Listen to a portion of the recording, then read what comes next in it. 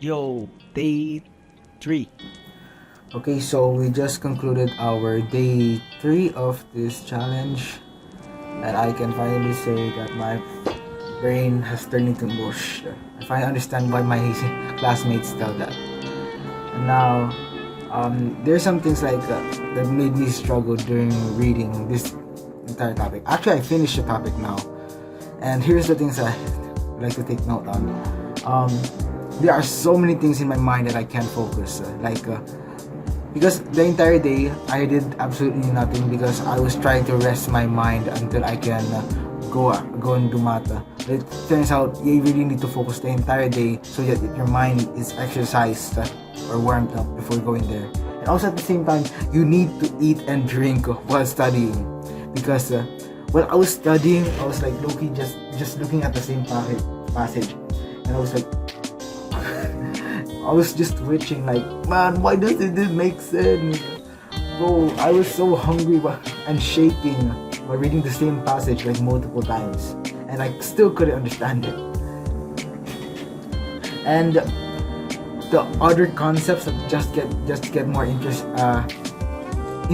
in the topic, like the union and the symbols, like so many, like. Why are the symbols like that? Like, it's so compressed. Like, bro, I couldn't even like, okay, like, bro, look at this. Bro, look. There's, like, I had to write all this. Like, the sets, the brackets are so many stuff. I had to check it all if it's right. And then, like, look at the bottom here. What this mean is, I forgot what this means. Alright, no. So basically, this is the union. This dummy variable, so we just call it alpha. And okay, hold on, I forgot what I was about to say. Okay, so think of it like in every, like there's imagine there's multiple sets, a lot of sets, multiple versions of the sets, and you want to pick like a few select of them so that you can combine them. How do you do it? Using this symbol. Yeah, I was so frustrated. Like, no, can't you just like write it out? Like, yeah, we're gonna combine this. Like, we don't have to write all of it. Like, you don't have to compress it down like that. It's so unnecessary. Anyways, what this means is basically union. All union. The elements inside I, which is an index set. So basically, imagine like there's another set. Like you already know which set you want to take out, right? Like imagine you want to take out set number 1, set number 2, set number 4, and then that is where you put it in I. So I is literally 1, 2, 4. Now everything is if an element, like in every element inside I, you have to find it in S, and then that's when you combine it. Like, man, that is so much. I tried, bro. I was about to like crash out, like stop the timer and just go to sleep at this point because it's literally 1 a.m. right now, and I'm studying math. And good thing I like reading the same passage at the same time and reading the example slowly but surely. I finally understand it. I'm actually glad that I can now understand it. Now, also there's like another stuff here. Wait, hold on, let me try to find. I think that's about it. And it's just a lot of brackets. I don't know how to write brackets at this point. It's like, look at my bracket, bro. It looks like a scribble at this point. I do not know what I'm doing. And then okay, and then there's also like another problem while doing problems of examples actually. So Z is integers, like all integers, and now N is natural numbers. Why can't you just say it is positive numbers and then Z is just N, because it's every single integer is natural? Like, what's the difference? I just don't understand at this point. It's really just embarrassing, like making so many mistakes.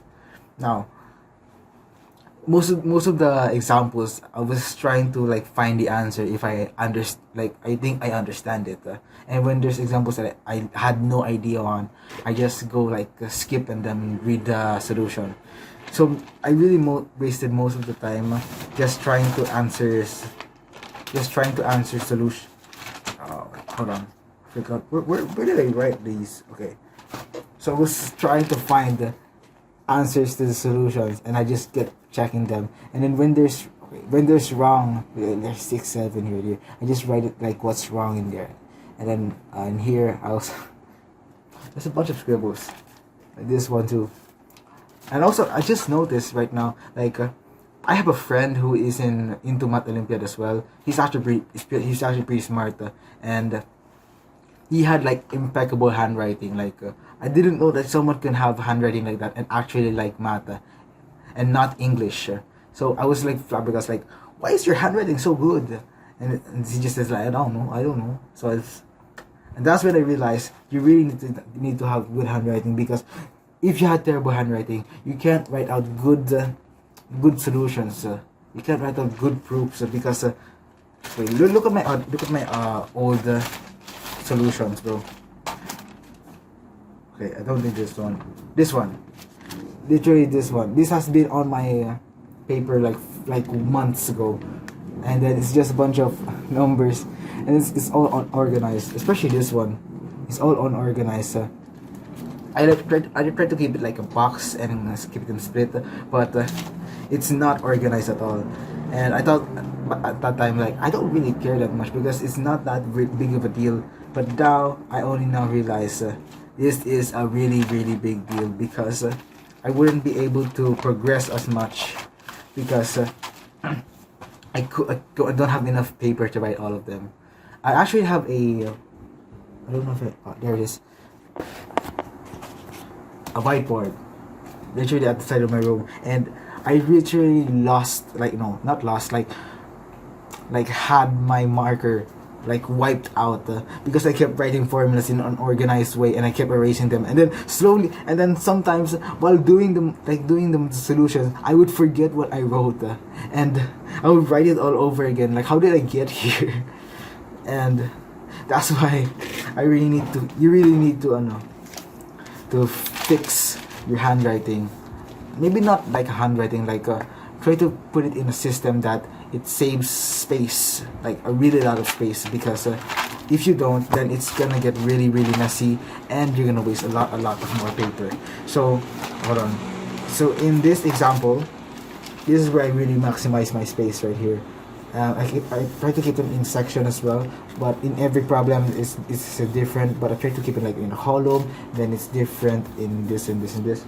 This one I broke it for some reason because it's too big, and then this one I don't know what happened. This one I tried to maximize my space, and I see like there's no more space for that. So yeah, that concludes day 3. I am so brain dead. I feel so tired for my brain. I'm not physically tired, but my brain just hurts understanding sets, literally taught in grade 7, and yet I'm struggling so hard. Imagine literally Math Olympiad questions about sets. I'm gonna be so cooked. Thanks for watching, and that's about it. Thank you. This is the 365 Math Olympiad journey. Thank you for watching.